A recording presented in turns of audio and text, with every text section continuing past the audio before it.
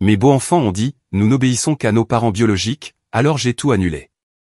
Mes beaux-enfants ont dit qu'ils n'obéissaient qu'à leurs parents biologiques. Alors, j'ai changé les règles, j'ai annulé tous les privilèges qui étaient à mon nom et j'ai prévenu leur père qu'ils devraient venir les chercher le soir même. Personne n'a discuté.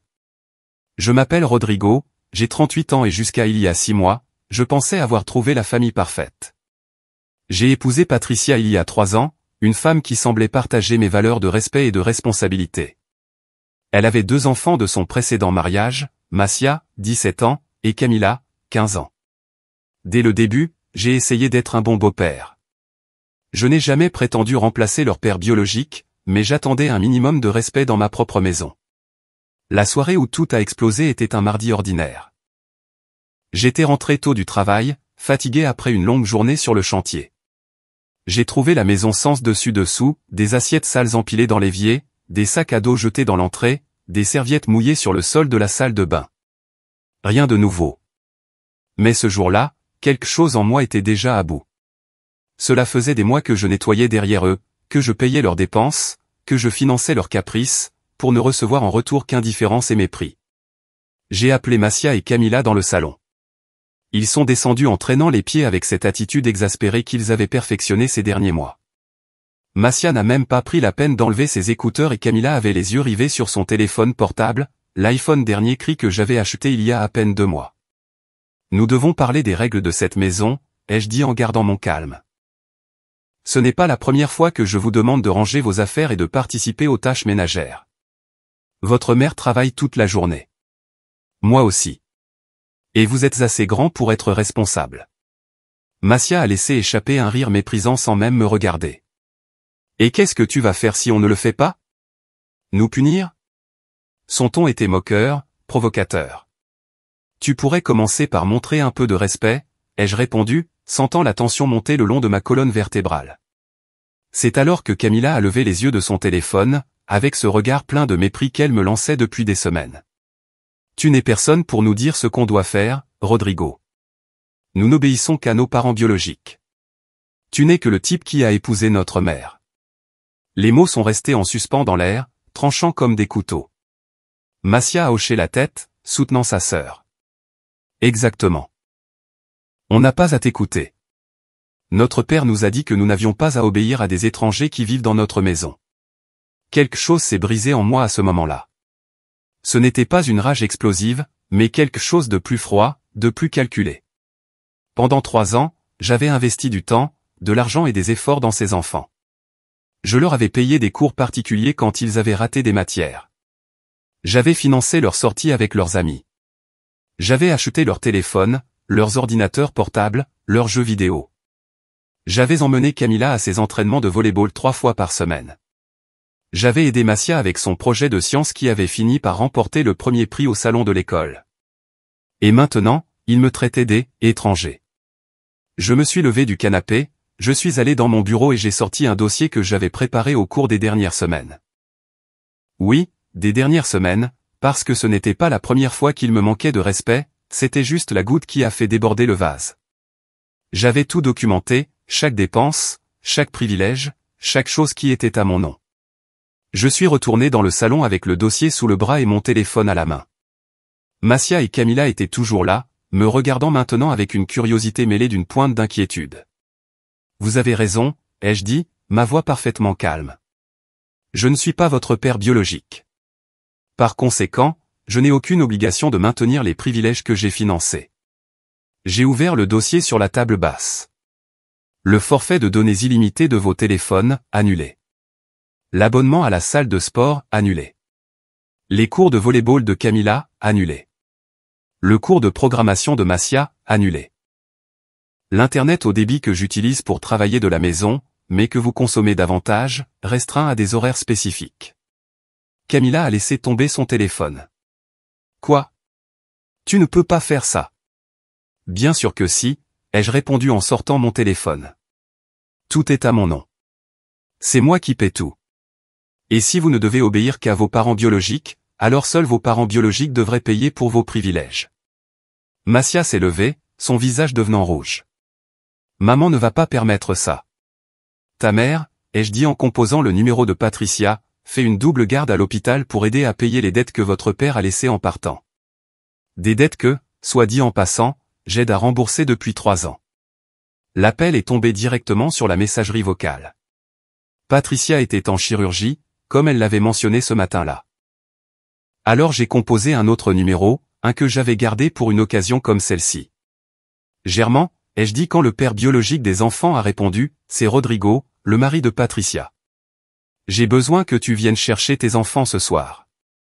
Ils ont dit qu'ils n'obéissaient qu'à leurs parents biologiques, il est donc temps que tu assumes tes responsabilités en tant que tel. Il y eut un silence de l'autre côté de la ligne. Quoi? Je ne peux pas. J'ai des projets ce soir. Annule-les, ai-je répondu fermement. Tes enfants ont besoin de toi. Je t'attends dans 1 heure. Si tu n'arrives pas, j'appellerai les services sociaux et je leur expliquerai que les mineurs sont en situation d'abandon affectif de la part de leur père biologique. J'ai raccroché avant qu'ils ne puissent répondre. Massia et Camilla me regardaient avec un mélange de choc et de peur que je n'avais jamais vu sur leur visage. Faites une valise, ai-je dit en rangeant mon téléphone. Votre père est en route. Tu es fou, a murmuré Camilla, les yeux commençant à se remplir de larmes. Maman va divorcer pour ça. Peut-être, ai-je admis, ressentant une étrange paix intérieure. Mais au moins, je saurai que je ne continuerai pas à être traité comme un étranger dans ma propre maison tout en payant pour tout ce dont vous profitez. L'heure qui a suivi s'est déroulée dans un silence tendu. Je les ai entendus monter les escaliers, ouvrir des tiroirs, se disputer à voix basse dans leur chambre. Je suis resté assis dans le salon, attendant avec ce dossier rempli de preuves sur mes genoux, des relevés bancaires montrant des virements mensuels pour leurs dépenses, des reçus de leurs activités extrascolaires, des factures pour leurs appareils électroniques. Quand la sonnette a retenti, exactement 57 minutes plus tard, je me suis levé et j'ai ouvert la porte. Germain était là, encore en tenue de travail, son visage montrant confusion et irritation. « Qu'est-ce qui se passe, bon sang ?» a-t-il exigé. Je lui ai tendu le dossier. « Voilà ce qui se passe depuis 3 ans. J'ai payé pour tout ce dont tes enfants ont besoin et envie, pendant que tu envoies un chèque misérable chaque mois qui couvre à peine la moitié de leurs frais de scolarité. Et aujourd'hui, après tout ce que j'ai fait, ils m'ont dit qu'ils n'obéissaient qu'à leurs parents biologiques et que j'étais un étranger dans ma propre maison. » Germain a ouvert le dossier, ses yeux parcourant les chiffres, son visage pâlissant progressivement à chaque page. C'est beaucoup d'argent. Oui, en effet, ai-je complété. Et j'en ai assez d'être traité comme un distributeur automatique sans droit au respect.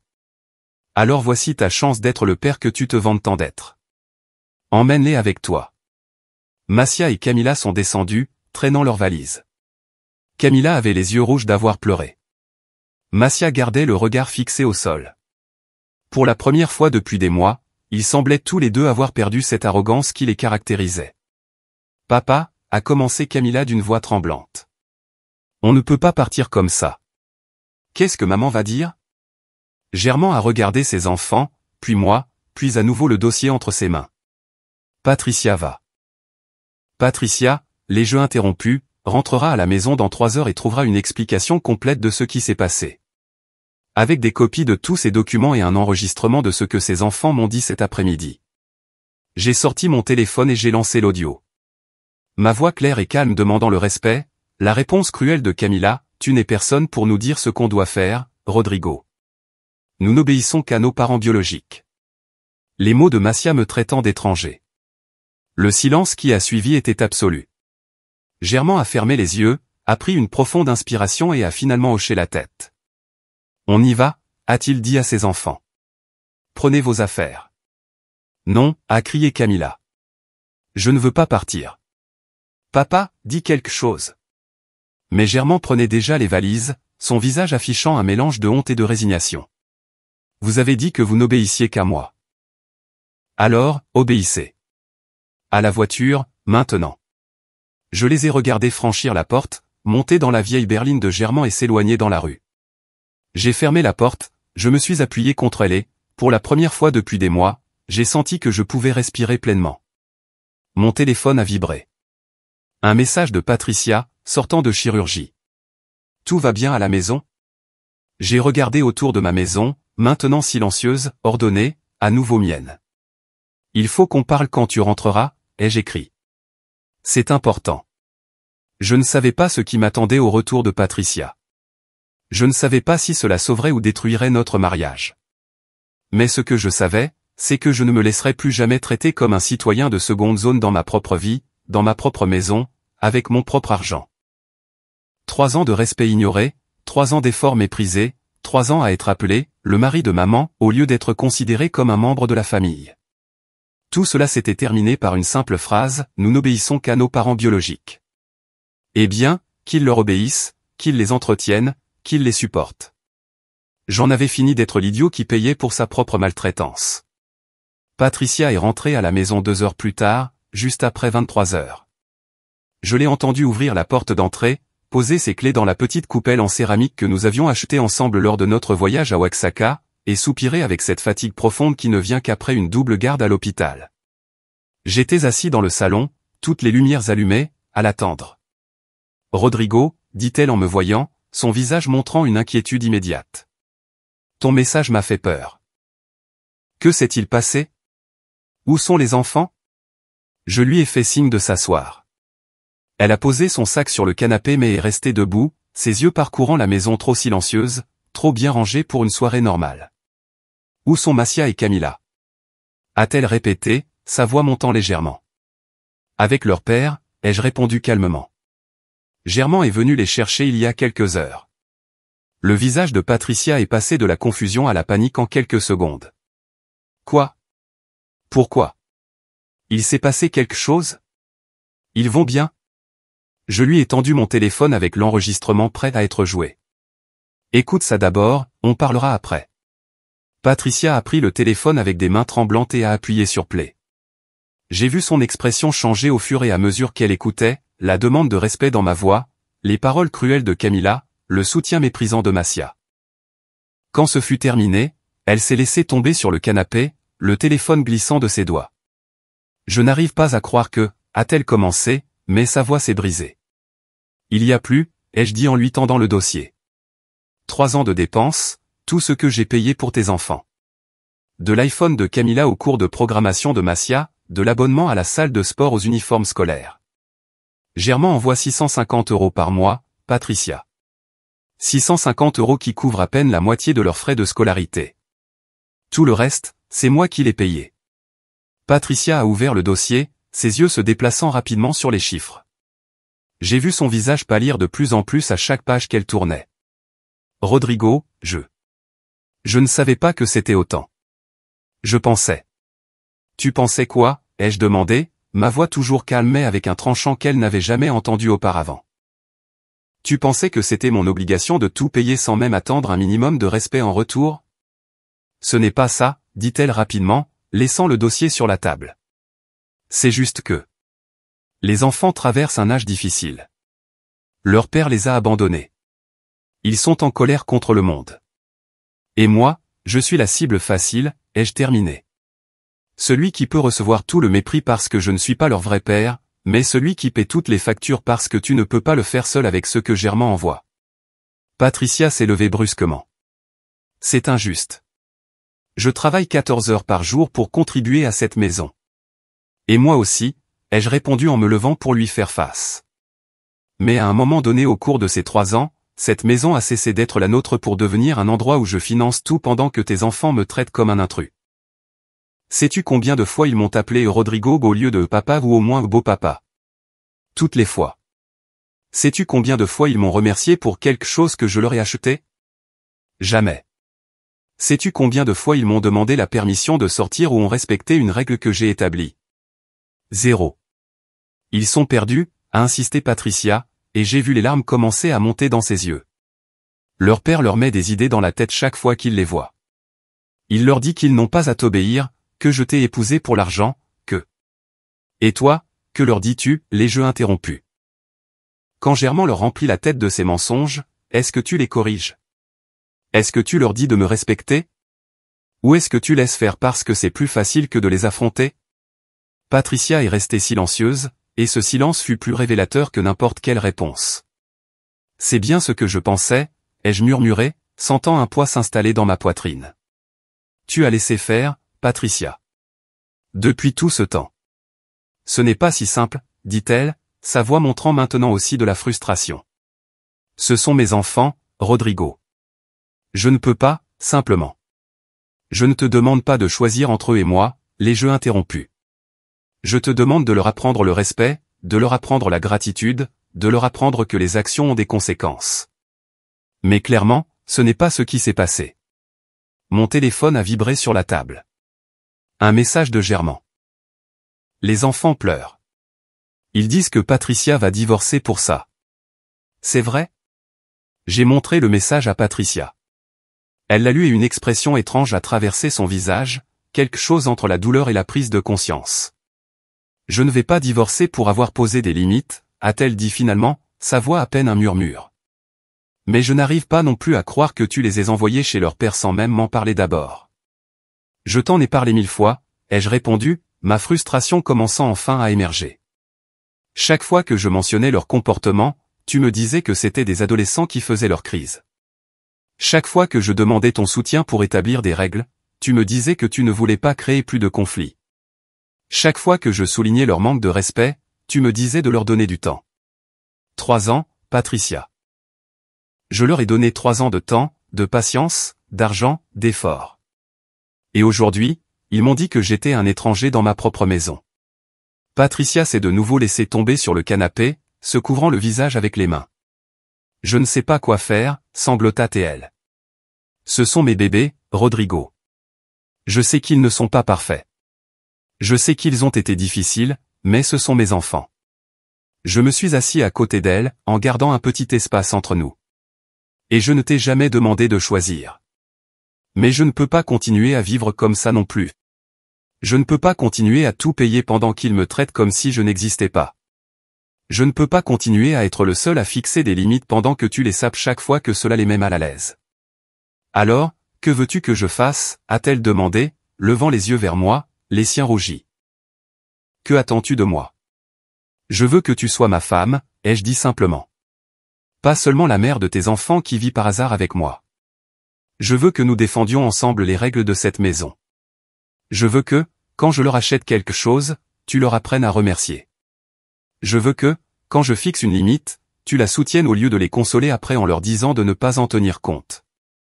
Je veux que nous soyons une équipe, Patricia, pas un fournisseur toléré. Elle a hoché la tête lentement, les larmes coulant librement sur ses joues. Tu as raison, a-t-elle admis. J'ai été injuste avec toi. J'ai été tellement concentré sur la protection de mes enfants contre la douleur du divorce que je n'ai pas vu que je te laissais être blessé par eux. Mon téléphone a encore vibré. Un autre message de Germain. Camilla fait une crise de panique. Elle dit que c'était une blague, qu'elle ne le pensait pas. Patricia doit lui parler. J'ai passé le téléphone à Patricia. Elle a lu le message, ses doigts s'arrêtant sur l'écran, hésitant. Ce n'est pas une blague, ai-je dit doucement. Ils l'ont dit avec toute leur intention. Et s'ils ont peur maintenant, c'est parce que pour la première fois en 3 ans, ils font face aux conséquences de leurs paroles et de leurs actions. Patricia a fermé les yeux, a pris plusieurs respirations profondes. Quand elle les a rouverts, il y avait quelque chose de différent dans son regard. Quelque chose de plus ferme. Tu as raison, a-t-elle dit finalement, en me rendant le téléphone sans répondre au message. Si je les appelle maintenant et que je les sauve, je ne ferai que leur apprendre qu'ils peuvent dire ce qu'ils veulent sans conséquence. Je l'ai déjà fait assez de fois. Je l'ai regardé, surpris par cette réponse. Tu es sûr? Non, a-t-elle admis avec un rire amer. Chaque partie de moi en tant que mère veut t'appeler Germain, m'excuser, ramener mes enfants et faire en sorte que tout redevienne normal. Mais cette normalité était toxique, n'est-ce pas? C'était moi te laissant te faire manquer de respect pendant que tu nous entretenais tous. Elle s'est levée et s'est dirigée vers la fenêtre, regardant la rue sombre. Quand Germain est parti, je me suis promis de ne plus jamais dépendre d'un homme. J'ai trouvé mon travail à l'hôpital. J'ai commencé à payer mes propres factures. J'étais fier de mon indépendance. Mais dans le processus, je crois que j'ai aussi construit un mur autour de mes enfants. Je leur ai appris que personne d'autre n'importait, que nous n'avions que nous-mêmes, que toute figure paternelle qui tenterait d'entrer dans nos vies était temporaire et ne méritait pas notre vrai respect. Elle s'est tournée vers moi et j'ai pu voir l'honnêteté brute sur son visage. Je leur ai appris à te traiter comme ils l'ont fait, Rodrigo. Pas directement, mais par mon silence, ma permissivité, mon besoin d'être toujours la bonne mère qui ne les discipline jamais. Et ça doit changer. Et comment on change ça, ai-je demandé, ressentant un mélange d'espoir et d'épuisement. Je ne sais pas encore tout à fait, a-t-elle admis. Mais je sais que demain, je vais parler à Germain et établir de nouvelles règles. S'il veut continuer à être leur père, il va devoir augmenter sa pension pour couvrir réellement la moitié des dépenses. Et si les enfants veulent revenir dans cette maison, ils vont devoir mériter ce privilège. Mériter le privilège de vivre dans leur propre maison, ai-je questionné. C'est ta maison, Rodrigo, m'a-t-elle corrigé. Tu l'as achetée avant que nous nous marions. J'ai emménagé ici avec mes enfants et, à un moment donné, nous avons tous commencé à agir comme si tu étais l'invité. C'est terminé maintenant. Mon téléphone a encore vibré. Cette fois, c'était un message de Camila directement à mon numéro. S'il te plaît, Rodrigo, je suis vraiment désolé, je ne voulais pas dire ces choses. S'il te plaît, dis à maman de nous laisser rentrer. Je promets que je changerai. J'ai montré le message à Patricia. Elle l'a lu et a soupiré profondément. Que veux-tu que je fasse? A-t-elle demandé. Je veux que tu leur répondes, ai-je dit. Mais pas comme la mère qui sauve ses enfants des conséquences, comme ma femme qui est de mon côté et qui comprend que ce n'est pas négociable. Patricia a pris mon téléphone et a écrit lentement. Camila, je comprends que tu aies peur et que tu regrettes, mais ce que vous avez dit à Rodrigo aujourd'hui était inacceptable. Vous allez rester chez votre père pour l'instant, le temps que nous réfléchissions tous à la suite. Je vous aime, mais le respect n'est pas une option dans une famille. On se parle demain. Elle a appuyé sur envoyer avant de pouvoir hésiter. Presque immédiatement, le téléphone a commencé à sonner. Le numéro de Camila. Patricia a rejeté l'appel. Ça va être une longue nuit, a-t-elle murmuré. Oui, ai-je acquiescé, mais c'est le début de quelque chose de nécessaire. Nous nous sommes assis ensemble sur le canapé en silence alors que la nuit devenait plus profonde. Le téléphone continuait de vibrer périodiquement avec des messages des enfants, de Germain, et même un de la mère de Patricia demandant ce qui se passait parce que Camila l'avait appelé en pleurant. Patricia a ignoré tous les messages, sauf le dernier. À sa mère, elle a écrit « Maman, nous gérons une situation familiale. Je t'expliquerai demain. S'il te plaît, n'interviens pas, ta mère va appeler dans 3, 2, ai-je commencé à compter. Le téléphone a sonné. Patricia l'a mis en sourdine. J'ai appris du meilleur, dit-elle avec un sourire fatigué, faisant référence à ma gestion de la situation plus tôt. Cette nuit-là, nous avons peu dormi. Chaque fois que l'un de nous était sur le point de s'endormir, le téléphone vibrait à nouveau. Des messages de Massia disant qu'il détestait vivre avec son père. Des messages de Camila promettant d'être meilleure. Des messages de Germain se plaignant qu'il n'avait pas de place pour 2 adolescents dans son petit appartement. À 3 heures du matin, Patricia a finalement éteint son téléphone. S'il y a une véritable urgence, ils appelleront la police, dit-elle en se glissant sous les couvertures. Pour la première fois depuis des années, je vais dormir sans me soucier de sauver quelqu'un. Je me suis blotti contre elle, sentant son corps tendu se détendre progressivement. Merci, a-t-elle murmuré dans le noir, de ne pas m'avoir laissé continuer à être la mère qui ruinait ses propres enfants avec autant de permissivité. Merci à toi, ai-je répondu, d'avoir enfin écouté. Mais nous savions tous les deux que ce n'était que le début. Les vrais défis arriveraient avec la lumière du jour, quand nous devrions maintenir ces nouvelles conséquences face à la pression familiale, aux pleurs, aux manipulations et à toutes les tactiques que 2 adolescents désespérés pourraient utiliser. Et au fond de mon esprit, une question continuait de résonner, Patricia aurait-elle vraiment la force de maintenir ses limites quand ses enfants la regarderaient avec ses yeux suppliants, ou ce nouvel accord s'effondrerait-il à la première vraie larme? L'aube apporterait des réponses. Mais pour l'instant, dans l'obscurité silencieuse de notre chambre, nous avions au moins la paix. L'aube est arrivée trop vite. Je me suis réveillé au son de Patricia se déplaçant dans la chambre, déjà habillée en uniforme d'infirmière, les cheveux attachés en une queue de cheval serrée. J'ai regardé l'horloge, 5h30 du matin. Tu n'as pas ton jour de congé aujourd'hui, ai-je demandé en me redressant.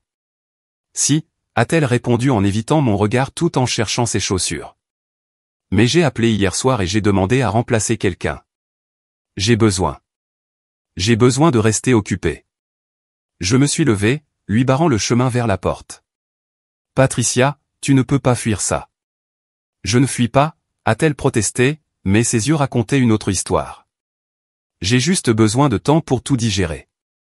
Hier soir était intense et je. Hier soir, nous avons convenu que nous allions gérer ça ensemble, lui ai-je rappelé. En équipe. Mais si tu pars à l'hôpital pour 12 heures, tu me laisses seul face aux appels, aux messages, à la pression de ta famille. Patricia m'a finalement regardé et j'ai vu la peur dans ses yeux. Je ne sais pas si je peux le faire, Rodrigo. Toute la nuit, j'ai rêvé de Camila en pleurs. Chaque fois que je fermais les yeux, je voyais Massia dans ce minuscule appartement de Germain, sans son ordinateur, sans ses affaires, se sentant à nouveau abandonnée. Tu ne les as pas abandonnés, ai-je dit fermement. Tu leur as appris que les mots ont des conséquences. Ce n'est pas de l'abandon, c'est de l'éducation responsable. Ma tête le comprend, a-t-elle admis en s'asseyant au bord du lit. Mais mon cœur n'arrête pas de me crier que je suis une mauvaise mère, qu'une bonne mère n'enverrait jamais ses enfants chez leur père irresponsable juste pour prouver quelque chose. Je me suis assis à côté d'elle. Ce n'était pas pour prouver quelque chose. C'était parce qu'ils ont dit eux-mêmes qu'ils n'obéissaient qu'à leurs parents biologiques. Si c'est leur décision, alors leurs parents biologiques doivent assumer l'entière responsabilité. Pas seulement la partie amusante, pas seulement les visites du week-end, mais la vraie éducation au quotidien. Patricia a hoché la tête lentement, mais je pouvais voir la guerre intérieure sur son visage. Son téléphone, qu'elle avait allumé dès son réveil, se mit à vibrer sans cesse sur la table de chevet, message après message arrivant en rafale. Ne regarde pas, les jeux avertis, mais il était trop tard. Elle avait pris le téléphone et lisait. C'est ma mère, dit-elle d'une voix tremblante. Elle dit que Camila l'a appelée à 5 heures du matin en pleurant hystériquement. Elle dit que je suis cruelle, que je fais passer un homme avant mes propres enfants. Elle dit, sa voix s'est brisée. Elle dit que je ressemble à Germain quand il nous a abandonnés. Ces mots furent comme un coup physique. J'ai vu Patricia s'effondrer, les larmes commençaient à couler sur ses joues alors qu'elle lisait d'autres messages, non seulement de sa mère, mais aussi de sa sœur, d'une tante, et même d'une amie du travail qui avait apparemment déjà entendu une version de l'histoire. Patricia, ai-je dit en prenant son visage entre mes mains, la forçant à me regarder. Écoute-moi bien. Tu n'es pas Germain. Germain les a abandonnés parce qu'il ne voulait pas la responsabilité d'être père. Toi, tu essaies de leur apprendre la responsabilité précisément parce que tu es une bonne mère. C'est une énorme différence. Alors pourquoi je me sens si horrible ? Sanglota-t-elle. Parce que faire ce qui est juste n'est pas toujours agréable, ai-je répondu, surtout quand tout le monde autour de toi te dit que tu as tort. Son téléphone a de nouveau sonné. C'était Germain. Patricia a regardé l'écran avec une expression de panique. Réponds, ai-je dit. Mets le haut-parleur. Avec des mains tremblantes, elle a accepté l'appel et activé le haut-parleur. Patricia. La voix de Germain était exaspérée et furieuse. Il faut que tu viennes chercher les enfants maintenant. Je n'en peux plus. Camila n'a pas dormi de la nuit, elle a pleuré tout le temps. Massia s'est enfermée dans la salle de bain et ne veut pas sortir. C'est ridicule. Tu es leur père, a répondu Patricia, sa voix tremblante mais ferme. C'est ça, être père, gérer des adolescents difficiles, des nuits blanches, des crises émotionnelles. Je travaille, Patricia, j'ai des responsabilités. Je ne peux pas appeler au travail pour dire que je ne viens pas parce que mes ados font des caprices. Alors maintenant tu comprends ce que Rodrigo et moi gérons depuis 3 ans, a dit Patricia, et j'ai ressenti de la fierté en entendant la fermeté grandir dans sa voix, sauf que nous travaillons aussi et nous n'avons jamais eu l'option de les renvoyer quand ils devenaient difficiles. C'est différent, a argumenté Germain. Ils ne veulent pas être ici. Ils veulent être chez eux. Chez eux, suis-je intervenu, là où vit l'homme qu'ils ont traité d'étranger. Leur maison que j'entretiens financièrement. Leur maison où ils ne respectent aucune règle. Ah, donc c'est une question d'argent, a dit Germain d'un ton accusateur. Je savais qu'il y avait quelque chose derrière tout ça. Tu en as eu marre de payer et maintenant tu veux te débarrasser d'eux. Il ne s'agit pas d'argent, ai-je répondu en gardant mon calme. Il s'agit de respect, quelque chose que tu ne leur as apparemment pas enseigné non plus, considérant que tu leur dis qu'ils n'ont pas à m'obéir. Il y eut un silence tendu. Je n'ai pas dit exactement ça. Oh, et qu'as-tu dit exactement, a pressé Patricia. Parce que Massia a mentionné que tu leur avais dit de ne pas obéir aux étrangers qui vivent dans leur maison. Où est-ce qu'il mentait ? Un autre silence. Puis un soupir. Écoute, j'ai peut-être dit quelque chose comme ça, mais c'est parce que j'étais en colère. Tu t'es remarié si vite après le divorce et je. Le divorce remonte à 6 ans, l'a interrompu Patricia. Et j'ai épousé Rodrigo 3 ans plus tard. On peut difficilement appeler ça rapide. Le fait est, a poursuivi Germain, esquivant clairement, que je ne peux pas garder les enfants ici indéfiniment. Mon appartement est petit, j'ai une petite amie.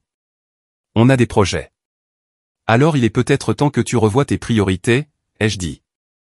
Ou peut-être qu'il est temps que tu augmentes la pension pour qu'elle couvre les dépenses réelles de tes enfants et que Patricia puisse déménager dans un endroit où elle n'aura pas à dépendre de ma maison. La ligne est devenue complètement silencieuse. Je pouvais imaginer l'expression de choc sur le visage de Germain. Augmenter la pension, a-t-il finalement dit. Je paie déjà 650 € par mois. Ce qui couvre à peine la moitié de leurs frais de scolarité, ai-je répondu. Patricia, montre-lui le dossier que j'ai préparé. Envoie-lui des photos de toutes les dépenses. Patricia a hésité, puis a commencé à prendre des photos des pages du dossier et à les envoyer par message à Germain. Nous avons entendu les notifications arriver de l'autre côté de la ligne. Ça ne peut pas être correct, a murmuré Germain en regardant. 1400 € par mois? Sérieusement? C'est juste la moyenne, ai-je expliqué.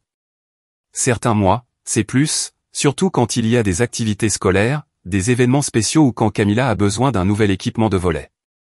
Je ne peux pas payer ça, a dit Germain, sa voix maintenant moins agressive et plus sur la défensive. Je gagne à peine assez pour entretenir mon propre appartement.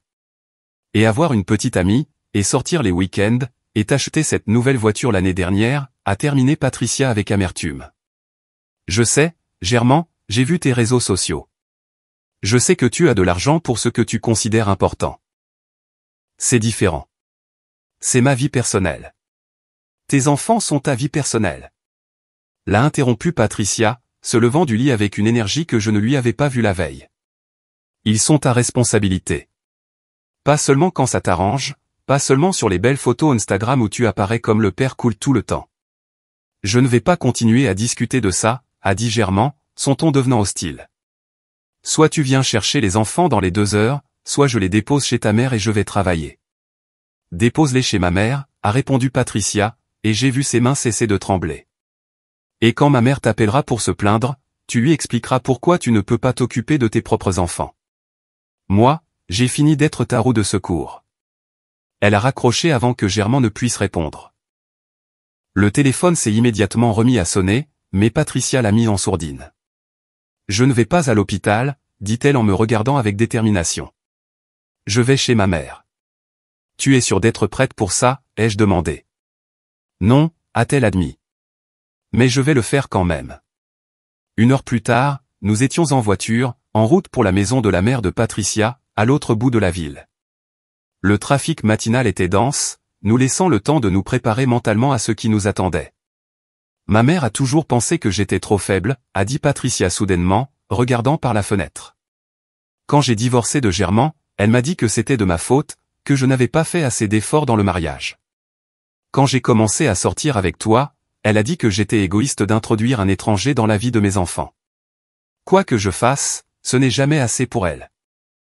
Et pourquoi lui donnes-tu autant de pouvoir sur tes décisions? Ai-je demandé. Parce que c'est ma mère, a-t-elle répondu simplement. Et parce que quand Germain est parti, c'est elle qui m'a aidé. Elle m'a donné de l'argent quand je n'en avais pas, elle a gardé les enfants quand je devais faire des doubles gardes. C'était mon filet de sécurité. J'ai l'impression de lui être redevable. Tu ne lui dois pas ta vie, les jeux interrompus. Aider sa fille en crise, c'est ce que font les mères. Ce n'est pas un prêt qui doit être remboursé par une obéissance aveugle. Nous sommes arrivés à la maison de sa mère, une bâtisse de 2 étages dans un quartier de classe moyenne. La voiture de Germain était garée devant, à côté d'une autre que j'ai reconnue comme celle de la sœur de Patricia, Elena. Elle a appelé des renforts, ai-je murmuré. Patricia a pris une profonde inspiration. Allons-y. Nous sommes sortis de la voiture et nous nous sommes dirigés vers la porte d'entrée. Avant que nous puissions sonner, la porte s'est ouverte.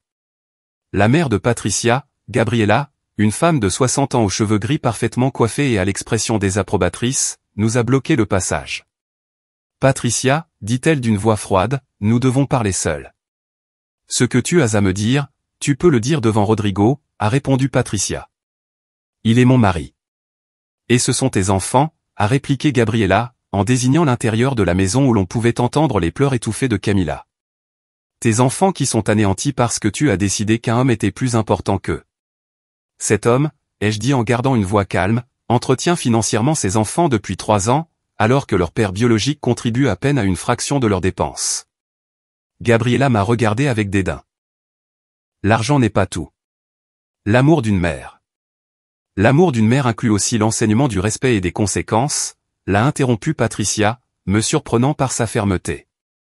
Quelque chose que tu ne m'as jamais appris, maman. C'est pour ça que j'ai fini avec quelqu'un comme Germain, qui me traitait comme une servante. C'est pour ça que j'ai permis à mes enfants de manquer de respect à Rodrigo pendant si longtemps, parce que je n'ai jamais appris que l'amour ne signifie pas tout permettre. Le visage de Gabriela s'est durci. N'ose pas me blâmer pour tes décisions. Je ne te blâme pas, a dit Patricia. Je prends mes responsabilités. Pour la première fois de ma vie, j'établis des limites saines, même si ça fait mal. De l'intérieur de la maison, j'ai entendu la voix de Massia, c'est maman. Maman. J'ai vu le visage de Patricia se contracter, chaque fibre de son être voulant courir vers son fils, mais elle est restée ferme, les pieds plantés sur le seuil. Puis-je voir mes enfants ? A-t-elle demandé calmement. Gabriela nous a laissé passer, bien qu'avec un dégoût évident. Dans le salon, nous avons trouvé une scène soigneusement orchestrée. Camila sur le canapé, les yeux rouges et gonflés, soutenue par Elena. Massia debout près de la fenêtre, les bras croisés et une expression de martyr. Germain assis dans le fauteuil, l'air mal à l'aise et déplacé. Tous les yeux se sont tournés vers nous à notre entrée. Et à ce moment-là, j'ai su que la vraie bataille allait commencer. Maman. Sanglota Camila en se levant du canapé et en courant vers Patricia. Mais au lieu de se jeter dans ses bras comme elle l'attendait clairement, Patricia a fait un pas en arrière, maintenant une distance physique entre elles. Assieds-toi, Camila, a dit Patricia d'une voix que je ne lui avais jamais entendue, ferme mais pas cruelle. Nous devons tous parler. Camila s'est arrêtée net, la confusion et la douleur traversant son visage. Maman. Assieds-toi, a répété Patricia en désignant le canapé. Elena s'est levée brusquement. Patricia, qu'est-ce qui te prend ? Ta fille souffre et toi. Ma fille, a interrompu Patricia, apprend que les paroles ont des conséquences. Quelque chose que j'aurais dû lui apprendre il y a des années. Je suis resté près de la porte, observant la scène. Gabriela s'était positionnée stratégiquement à côté de Camila, une main protectrice sur l'épaule de la jeune fille. Germain regardait son téléphone, voulant clairement être n'importe où ailleurs. Massia maintenait sa posture de victime près de la fenêtre. Je n'arrive pas à croire que tu fasses vraiment ça, a dit Elena en croisant les bras. Ces enfants sont ta priorité, Patricia, pas lui, a-t-elle ajouté en me désignant d'un geste méprisant. Rodrigo est mon mari, a répondu Patricia en se dirigeant vers le centre de la pièce. Et ces enfants doivent apprendre que le respect n'est pas une option, quelle que soit la personne. On le respecte, a menti Massia depuis sa position près de la fenêtre. On a juste dit que. Point que vous n'obéissez qu'à vos parents biologiques, ai-je terminé pour lui en sortant mon téléphone. Que je suis un étranger dans ma propre maison, que je n'ai pas le droit d'établir des règles. Tu veux que je repasse l'enregistrement ? Massia a rougi, détournant le regard. C'étaient des paroles dites sous le coup de la colère, a tenté de défendre Gabriela. Les adolescents disent des choses qu'ils ne pensent pas quand ils sont contrariés. Tu as sûrement dit des choses similaires quand tu étais jeune. Peut-être, ai-je admis, mais quand je le faisais, j'en subissais les conséquences. Je perdais des privilèges. J'apprenais que mes mots avaient un poids. Ces enfants n'ont jamais subi de vraies conséquences parce que Patricia les sauve toujours. Parce que je suis leur mère, a dit Patricia, et un instant j'ai cru qu'elle allait céder, mais elle a continué, et en tant que leur mère, c'est mon travail de les préparer au monde réel. Et dans le monde réel, si vous dites à quelqu'un qui paie votre téléphone, vos vêtements, vos cours, votre nourriture, qu'il est un étranger sans droit d'établir des règles, cette personne arrêtera de payer. C'est exactement ce qui s'est passé. Donc, tout est une question d'argent, a craché Elena. Je savais qu'il y avait quelque chose de calculateur là-dedans. Non, ai-je répondu fermement. Il s'agit de respect. L'argent n'est que la manifestation tangible de ce respect. Pendant 3 ans, j'ai tout payé pour ces enfants, et pendant 3 ans, je n'ai reçu en retour que dédain et ingratitude. Ce n'est pas vrai, a protesté Camilla, les larmes coulant sur ses joues. On t'a remercié. Dis-moi quand, l'ai-je défié. Dis-moi une seule fois en 3 ans où tu m'as remercié pour quelque chose que j'ai acheté, payé ou fait pour toi. Camilla a ouvert la bouche, l'a refermée, l'a rouverte. Rien n'est sorti. Ses yeux se sont tournés vers sa grand-mère, vers sa tante, cherchant de l'aide. La gratitude ne devrait pas être exigée dans une famille, est intervenue Gabriella. C'est ta responsabilité en tant qu'homme de la maison de subvenir. Non, l'ai-je interrompu. Il n'est pas de ma responsabilité de subvenir aux besoins des enfants d'un autre homme quand cet homme est parfaitement capable de le faire lui-même. C'est mon choix, un choix que j'ai fait parce que j'aime Patricia et que je voulais faire partie de cette famille. Mais ce choix s'accompagne de l'attente d'être traité comme un membre de la famille, pas comme un distributeur automatique. Germain a finalement parlé, sa voix lasse. Écoutez, nous sommes tous d'accord pour dire que les enfants ont dépassé les bornes. Ils ont dit des choses blessantes, mais une nuit est passée, ils ont appris leur leçon. Ne pouvons-nous pas simplement revenir à la normale? Quelles leçons ont-ils apprises exactement, a demandé Patricia en se tournant vers ses enfants. Massia, Camilla, dites-moi, qu'avez-vous appris de tout ça? Massia a haussé les épaules. Qu'on ne doit pas dire des choses quand on est en colère. Ce n'est pas suffisant, a dit Patricia. Ça, c'est juste apprendre à mieux cacher ses vrais sentiments. Quoi d'autre? Camilla a sangloté. Que Rodrigo est sensible et se vexe facilement.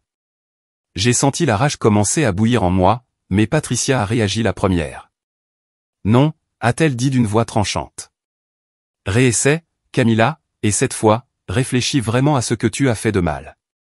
Je ne sais pas ce que tu veux que je dise, a gémi Camilla. Je suis fatiguée, je n'ai pas dormi. Je veux rentrer à la maison. Ta maison, ai-je souligné en direction de la fenêtre, vers ma maison à plusieurs kilomètres de là. La maison que j'ai achetée avec mon argent avant de connaître ta mère, la maison où ta mère et vous avez emménagé, la maison que j'entretiens financièrement pendant que votre père paie une fraction de ce que coûte réellement votre éducation. Mais c'est notre maison, a insisté Massia. On y vit depuis 3 ans. Et pendant ces 3 ans, m'avez-vous déjà traité comme si c'était aussi ma maison, ai-je demandé. M'avez-vous déjà demandé la permission avant d'inviter des amis? Avez-vous déjà suivi les règles que j'ai établies? M'avez-vous déjà consulté pour quelque chose d'important? Silence. Exactement, ai-je continué. Parce que dans vos esprits, j'étais le type qui a épousé votre mère et qui vivait par hasard dans la même maison. Pas une figure d'autorité, pas un membre de la famille avec voix au chapitre, juste l'homme qui paie les factures. Ce n'est pas juste, a dit Elena. Tu as choisi d'épouser une femme avec des enfants. Tu savais dans quoi tu t'engageais. Tu as raison, ai-je admis. Je savais que Patricia avait des enfants. Ce que je ne savais pas, c'est que j'entrais dans une dynamique où je serais traité comme un fournisseur mais pas comme une personne, où mes sentiments n'importeraient pas, où toute tentative d'établir des limites serait sapée en privé par Patricia pour ne pas blesser les enfants. Patricia a grimacé de douleur, mais a hoché la tête. C'est vrai. Je l'ai fait. Chaque fois que Rodrigo établissait une règle qui les dérangeait, je venais après et je leur disais de ne pas s'inquiéter, qu'il exagérait, que je lui parlerais. Je leur ai appris à ne pas le respecter en ne le respectant pas moi-même. Enfin, un peu d'honnêteté, a murmuré Germain. Tu n'as pas le droit de parler, lui a lancé Patricia. Tu leur as instillé du poison dans la tête chaque week-end où tu les voyais. Tu leur as dit que je m'étais marié pour l'argent. Tu leur as dit que Rodrigo n'était pas leur père et qu'ils n'avaient pas à lui obéir. Tu as acheté leur loyauté avec des cadeaux chers que tu ne pouvais pas te permettre tout en envoyant le minimum de pension. Le visage de Germain est devenu rouge. J'ai fait de mon mieux avec ce que j'ai. Non, tu ne l'as pas fait, a contredit Patricia. Le mieux aurait été de soutenir un environnement de respect dans les 2 maisons. Le mieux aurait été de leur enseigner la gratitude. Le mieux aurait été d'être un exemple de responsabilité paternelle. Mais il était plus facile pour toi d'être le papa cool et de me laisser être la disciplinaire. Sauf que je ne l'étais pas non plus, parce que j'avais peur de les perdre comme je t'ai perdu toi. La pièce est restée silencieuse. Les mots de Patricia flottaient dans l'air, bruts et honnêtes. Gabriela a rompu le silence.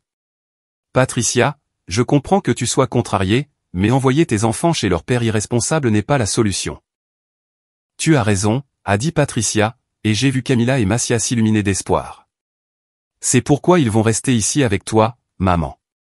L'expression de Gabriela est passée de victorieuse à horrifiée en une seconde. Quoi? Non, je ne peux pas. J'ai mes propres responsabilités, mon travail. Moi aussi, a répondu Patricia. Mais si tu penses que je suis une mauvaise mère en fixant des limites, alors je suppose que tu peux me montrer comment faire correctement.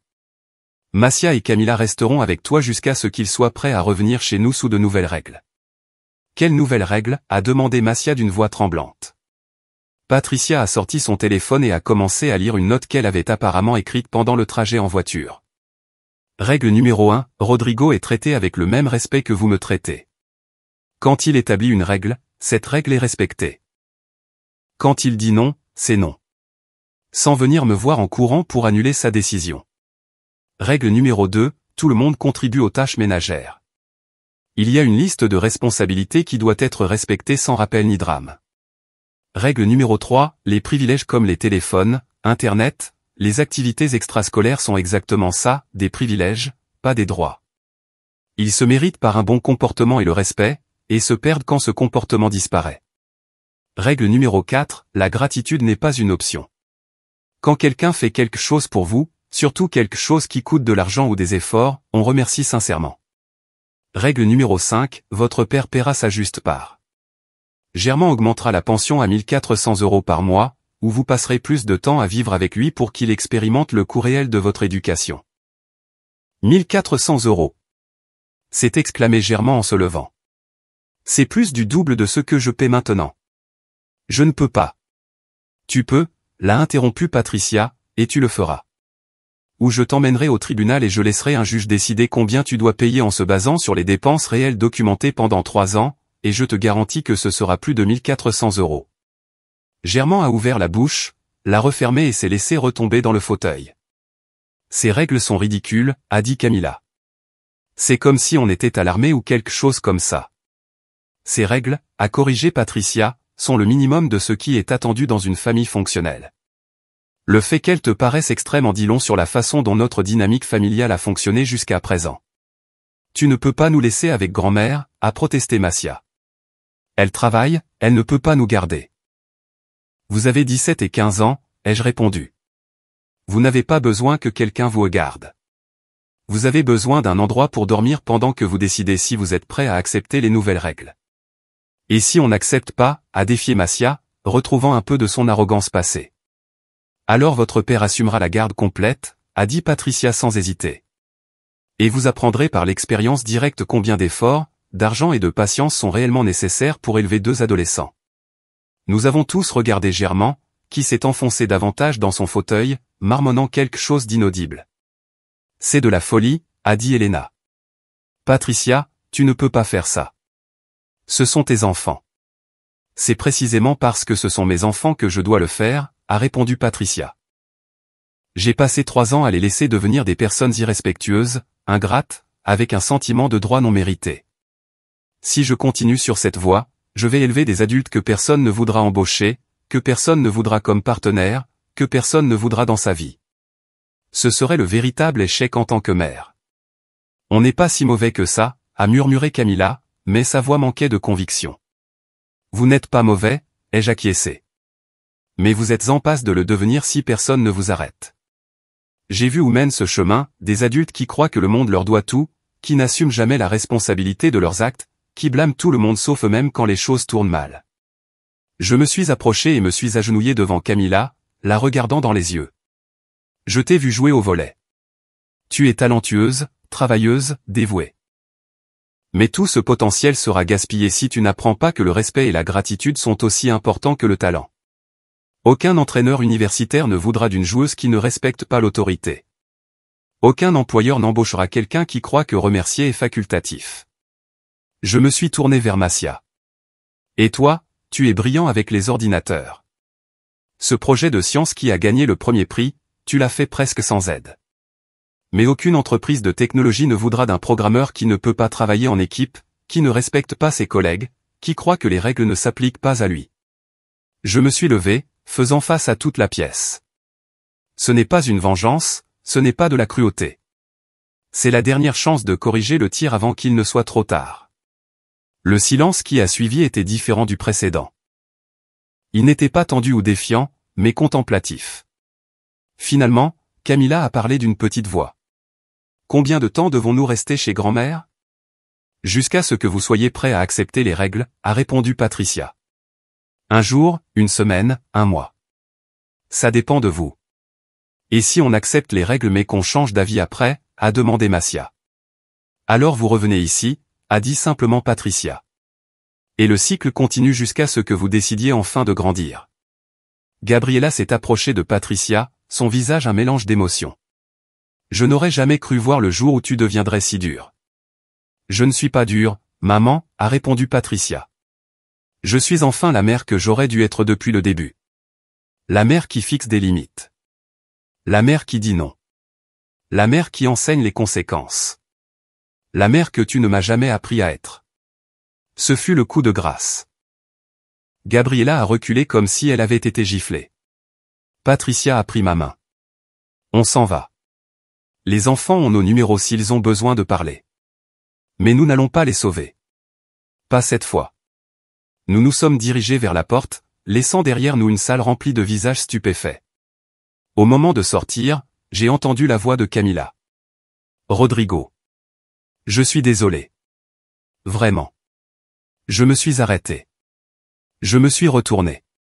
Les larmes dans ses yeux cette fois semblaient différentes, moins manipulatrices, plus sincères. J'accepte tes excuses, ai-je dit. Maintenant, prouve-le par tes actions.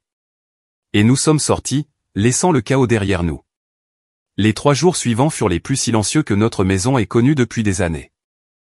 Patricia et moi nous déplacions dans les pièces vides, nous adaptant à une routine qui n'incluait pas de ramasser des sacs à dos par terre ou de crier des rappels pour des tâches non faites. Le silence était à la fois libérateur et dérangeant. La première nuit, Patricia a pleuré sur mon épaule pendant des heures. La deuxième nuit, elle a à peine parlé. La troisième nuit, elle a finalement commencé à tout digérer. « Tu crois que j'ai bien fait ?» a-t-elle demandé pendant que nous dînions à une table mise pour 2 seulement. « Je crois que tu as fait ce qui était nécessaire », ai-je répondu. Ce qui est différent de ce qui est de bien ou mal. Parfois, être parent exige des décisions difficiles qui semblent mauvaises mais qui sont nécessaires. Mon téléphone a vibré. Un message de Gabriella. Massia n'a pas fait ses devoirs de maths et il est en train d'échouer. Il dit qu'il n'arrive pas à se concentrer ici. Tu dois lui parler. J'ai montré le message à Patricia. Elle a lu, a soupiré et a écrit une réponse. Massia a 17 ans. Il est assez grand pour gérer ses propres devoirs. S'il échoue, ce sont les conséquences de ses décisions. Dur, ai-je commenté. Nécessaire, m'a-t-elle corrigé en utilisant mes propres mots. Ce même soir, nous avons reçu un autre message, cette fois d'Elena. Camilla a laissé son uniforme de volley ici. Elle a entraînement demain. Pouvez-vous lui en apporter un propre? Patricia a écrit, il y a une machine à laver chez ma mère. Camilla sait comment l'utiliser.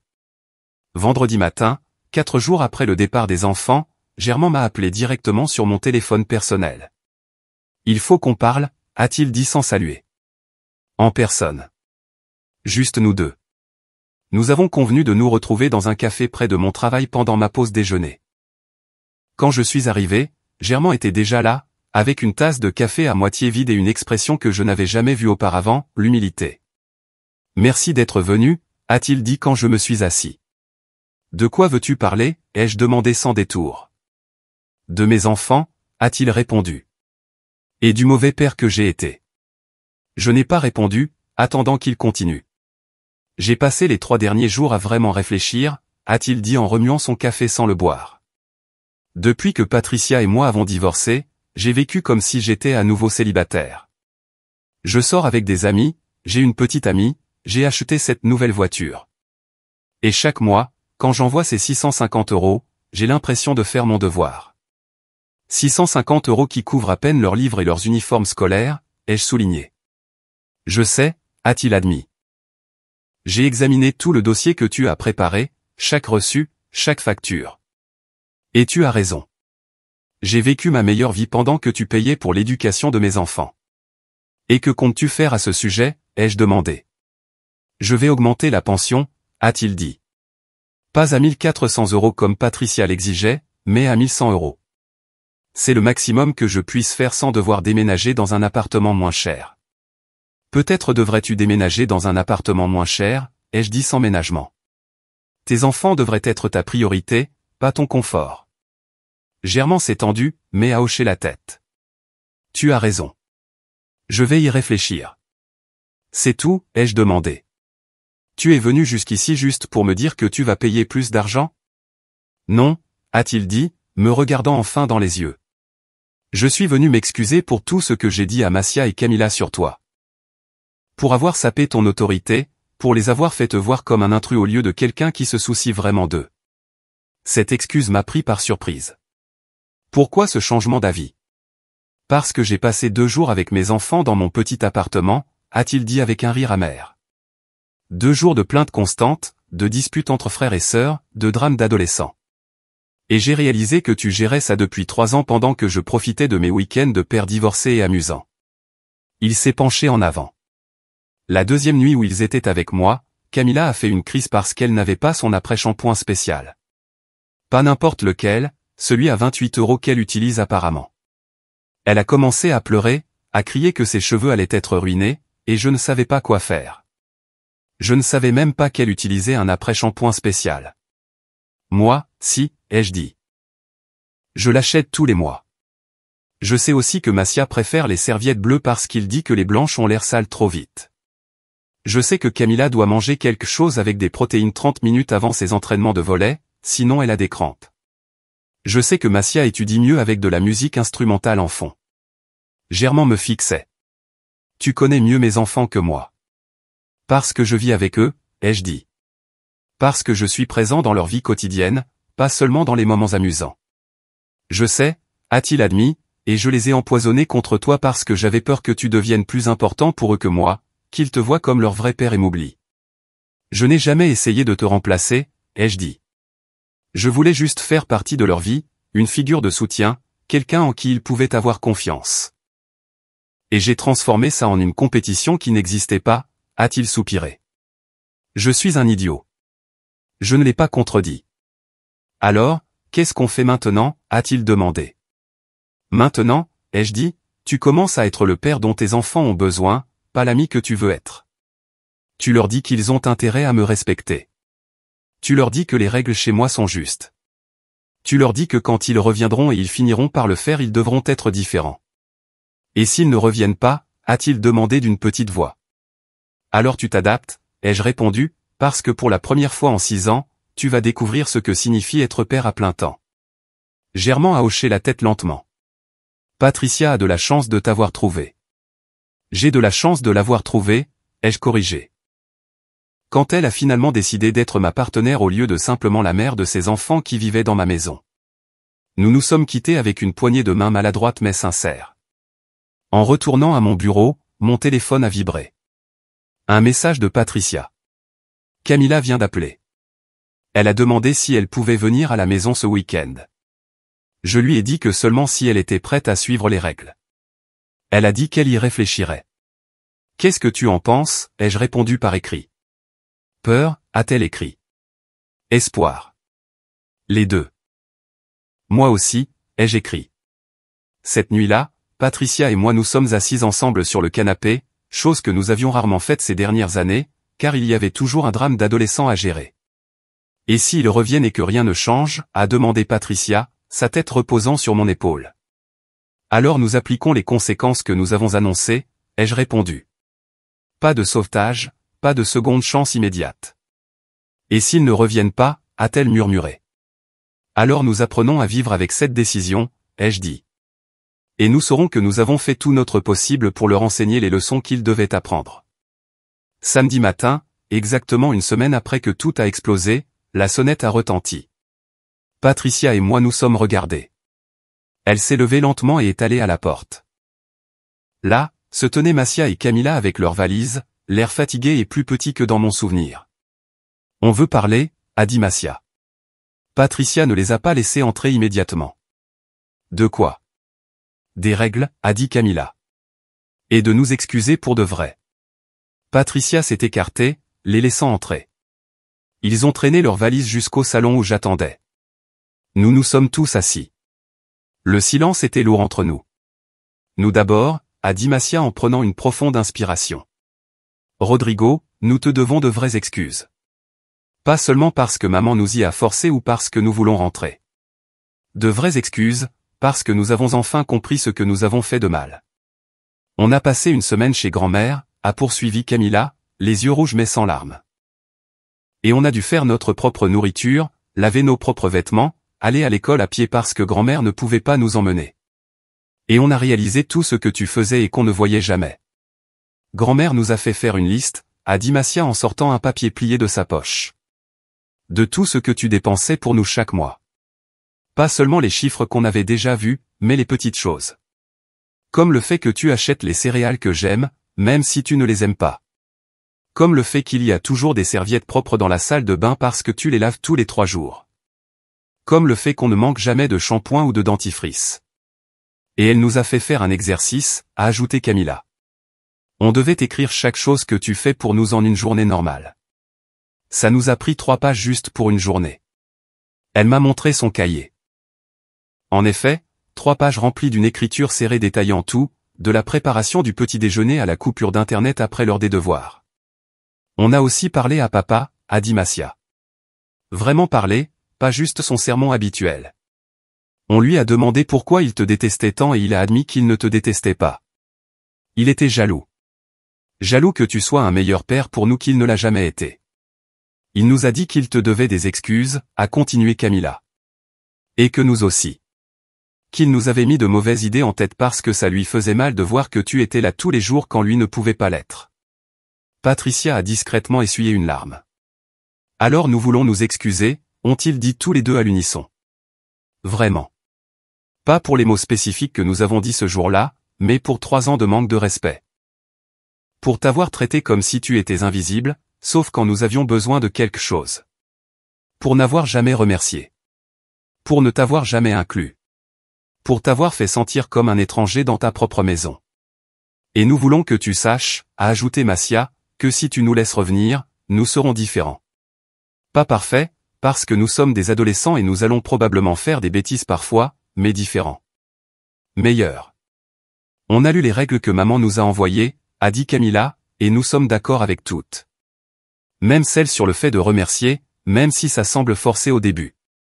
Je me suis adossé au canapé, les observant. Je pouvais voir la sincérité dans leurs yeux, mais je savais aussi que les mots étaient faciles. Les actes seraient la véritable épreuve. J'apprécie vos excuses, ai-je dit finalement. Et je crois qu'elles sont sincères. Mais j'ai besoin que vous compreniez quelque chose. Il ne s'agit pas juste de s'excuser et de revenir à la situation d'avant. L'ancienne situation était brisée. Si vous revenez à quelque chose de nouveau. On comprend, a dit Massia. Vraiment, ai-je demandé. Parce que revenir signifie que quand j'établirai une règle, elle sera respectée sans que vous couriez voir maman pour qu'elle l'annule. Ça signifie que vos téléphones, vos forfaits, vos activités, tout est un privilège qui peut être retiré. Ça signifie des tâches ménagères sans plainte. Ça signifie une gratitude sincère. On comprend, a répété Camilla. Et on veut essayer. Vraiment. J'ai regardé Patricia. Elle a hoché la tête, presque imperceptiblement. Alors, bienvenue à la maison, ai-je dit. Mais sachez ceci, la prochaine fois que vous franchirez la ligne, les conséquences seront plus sévères.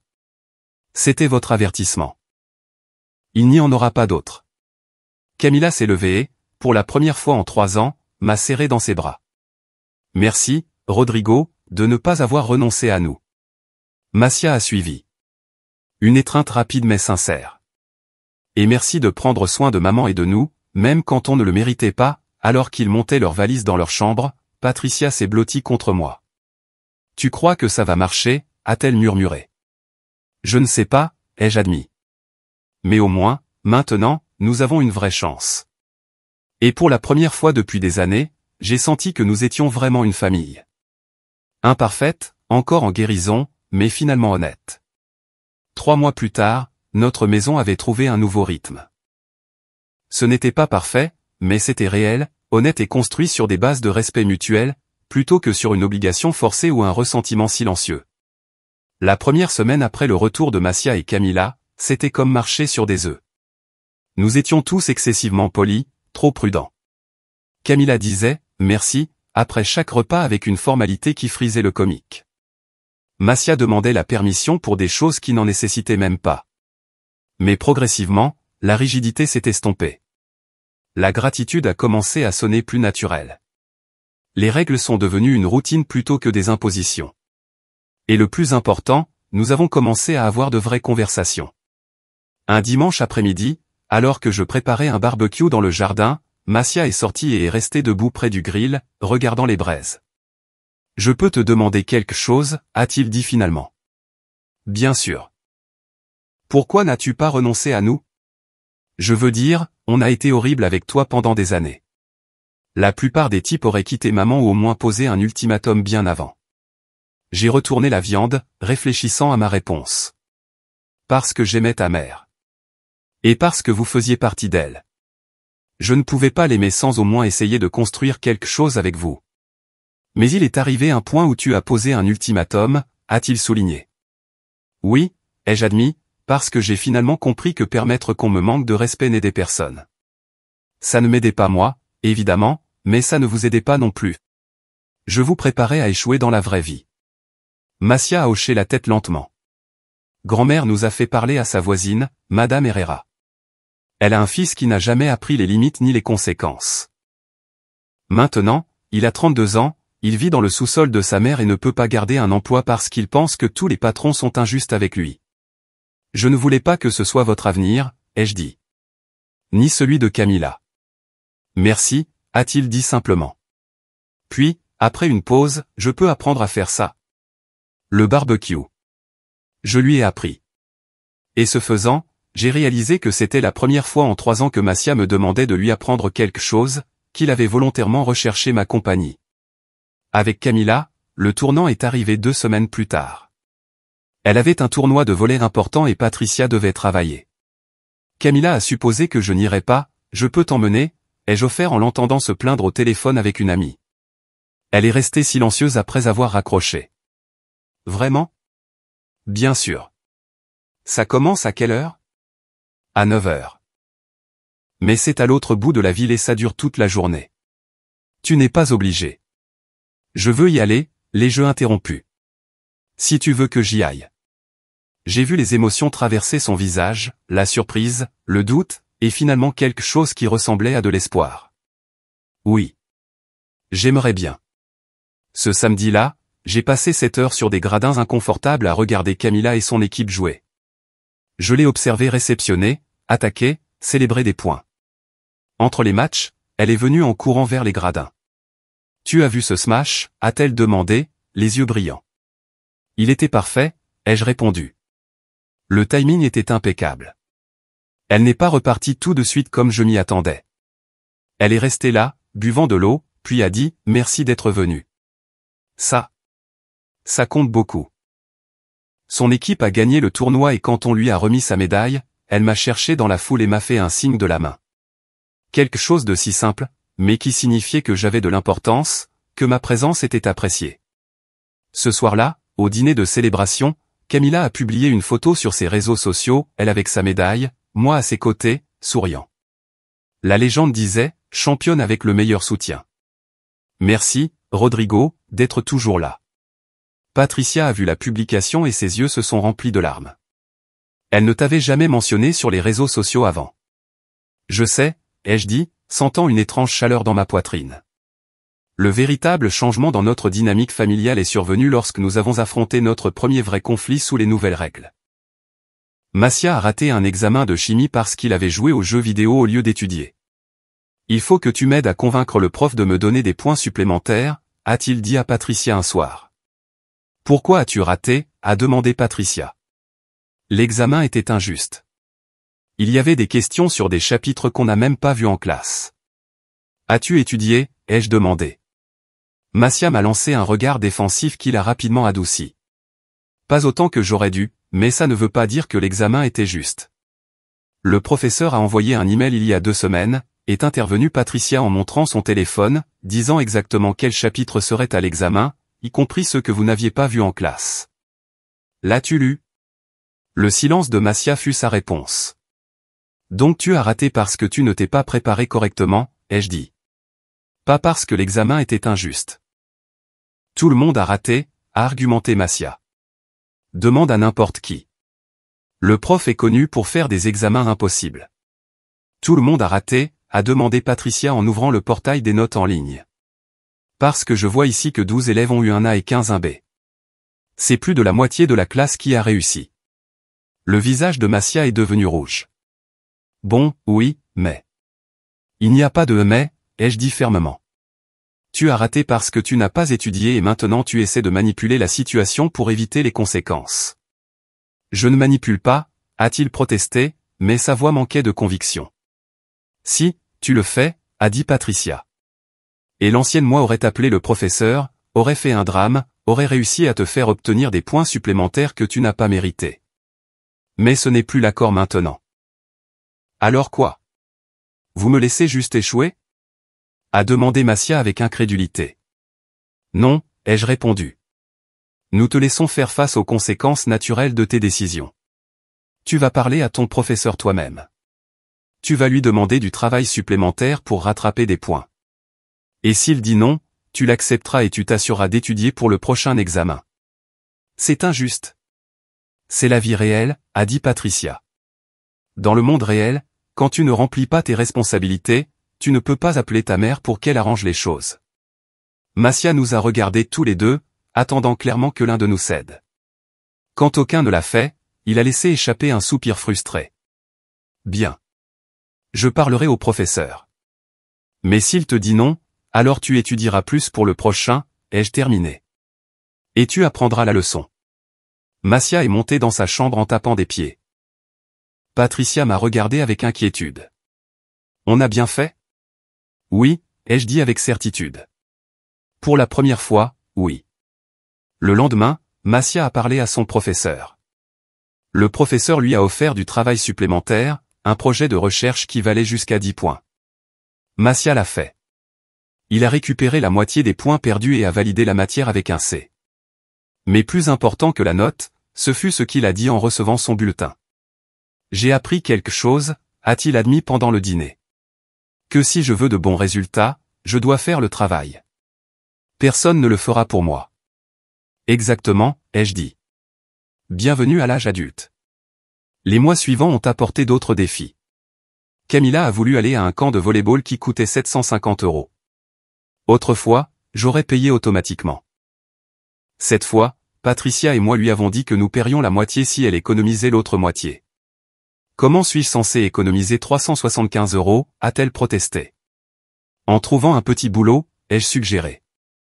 Babysitting, promener des chiens, peu importe. Camilla a passé 2 semaines à se plaindre. Puis, à notre grande surprise, elle a trouvé un travail de babysitter pour le fils d'un voisin, 3 après-midi par semaine. En 2 mois, elle avait économisé ses 375 €. Je n'aurais jamais cru que je pourrais le faire, a-t-elle admis en comptant son argent. J'avais toujours pensé qu'obtenir de l'argent était impossible sans aide. Maintenant tu sais que ce n'est pas le cas, a dit Patricia. Tu es capable de bien plus que tu ne le croyais. Le changement le plus significatif est venu d'un endroit inattendu, Germain. Fidèle à sa parole, il avait augmenté la pension à 1100 € par mois. Mais plus que ça, il avait commencé à avoir de vraies conversations avec ses enfants lors de ses visites. Un après-midi, il m'a appelé. J'ai besoin de ton conseil, a-t-il dit. Quelque chose que je n'aurais jamais pensé entendre.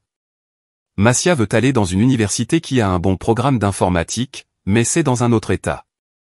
Il m'a demandé si je pouvais aider avec certaines dépenses au-delà de la pension régulière, a-t-il demandé. Et je ne sais pas si je peux. Ça signifierait de vrais sacrifices, comme déménager dans cet appartement moins cher que tu as mentionné. À quel point est-ce important pour toi de faire partie de la vie universitaire de ton fils, ai-je demandé. Assez important pour sacrifier ton confort? Il y eut une longue pause. Oui, a-t-il dit finalement. Oui, ça l'est. Alors tu connais ta réponse. Un mois plus tard, Germain a déménagé dans un appartement plus petit. L'argent qu'il a économisé sur le loyer, il l'a mis sur un compte d'épargne pour l'université de Massia. Et quand Massia l'a appris, pour la première fois depuis des années, il a serré son père dans ses bras, les larmes aux yeux. Patricia m'en a parlé ce soir-là. Germain est en train de changer, dit-elle avec étonnement. Vraiment en train de changer. Les gens peuvent changer quand les conséquences sont assez claires, ai-je répondu. Il a vu ce qu'il était en train de perdre et a décidé que ça valait la peine de changer. Maintenant, 3 mois après ce mardi qui a tout changé, je suis assis sur le même canapé où j'ai demandé à Germain de venir chercher ses enfants. Mais cette fois, le salon est rempli de rires. Massia essaie d'apprendre à Patricia à jouer à un nouveau jeu vidéo. Camilla me montre des photos de son dernier tournoi. Rodrigo, dit Camilla soudainement. Le mois prochain, c'est la fête des pères à l'école. Je veux. Tu voudrais venir? Mon cœur s'arrête. Et ton père? Il va venir aussi, dit-elle rapidement. Mais l'événement est pour toutes les figures paternelles. Et toi? Tu es mon beau-père. Ça compte. J'adorerais venir, dis-je, sentant une boule dans ma gorge. Massia lève les yeux de son jeu, je veux que tu viennes aussi. Si tu veux. Évidemment. Bien sûr que je veux, je réponds. Patricia me regarde de l'autre côté de la pièce. Ses yeux brillent de larmes. Elle articule silencieusement, merci. Cette nuit-là, après que les enfants sont allés se coucher, Patricia et moi restons éveillés dans le lit, parlant à voix basse. On a failli tout gâcher, dit-elle. Si tu n'avais pas pris cette décision ce jour-là. Si tu avais abandonné. Je n'ai pas abandonné, les jeux interrompus. J'ai posé des limites. C'est différent. Une différence qui a sauvé notre famille, dit-elle en se blottissant contre moi. Et tandis que je m'endors, je pense à ce mardi, il y a 3 mois. À ces mots qui ont tout changé, nous n'obéissons qu'à nos parents biologiques.